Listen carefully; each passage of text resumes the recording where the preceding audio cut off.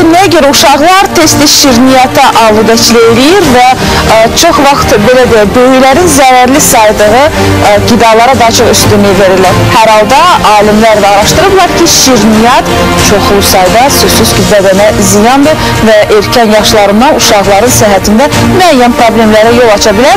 Uşaqlar və şirniyyat haqqında danışacaq səhər tezdən. Şirin uşaqlar varsa ekran qarşısında biraz da diqqətli olsunlar.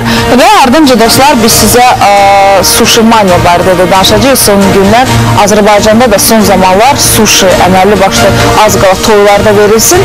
Bu barədə də sözsüz ki, biz sizə müəyyən bir xüsusi araşdırmamızı da çatdıracağıq.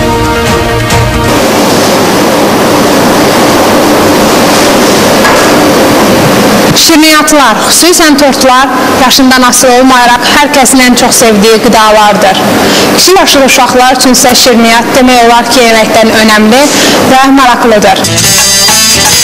Şirniyyat əslində uşaqlar üçün ən təhlükəli qidalardan biridir. Şəkərli qidalar həddindən artıq qəbul ediləndə bir çox problemlər meydana çıxa bilər ki, bunlar zaman-zaman orqanizmi zəhərləmiş olur. Respublikanın baş pediatrı Nəsib Uliyevin sözlərinə görə, azyaşlı uşaqlara şəkərli xəmirdən hazırlanan şirniyyatların yedizdirilməsinə qarşıdır. Bu qidaların ziyanı xeyrindən daha çoxdur və onlar azyaşlıların səhhətində ciddi problemlər yarada bilər. Uşaqlara biz qəti şəkildə məsləhət görmürük.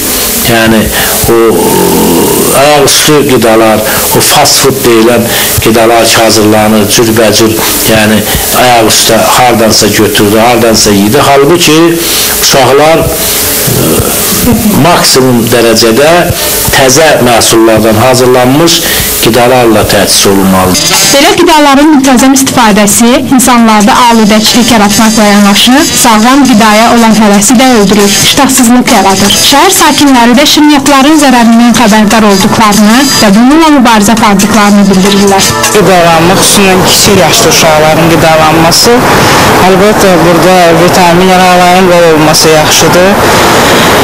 Hər bir ana yəqin ki, bilir öz uşağının rasionunu. Bizim vaxtımızda o deyirlər ikinci iftar zavtraq, ikinci nahar, ikinci səhər yeməyi, onu verirdilər yeməklə, naharla səhər yeməyinin arasında verirdilər. Uşağı biraz onda belə verirdilər. Bir də uşaq yuxudan duranda meyvə verirdilər, biraz şirini verirdilər. Şirniyyatlar tez-tez verilməməsi lazım olan qidalardan sayılır. Uşaq şirniyyatla mümkün qədər gec yaşlarında tanış edilməlidir. Şəkər xəmiri kimi tərkibi bilinməyən şirniyyatlar isə ümumiyyətlə rasiondan çıxarılsa daha yaxşı olar.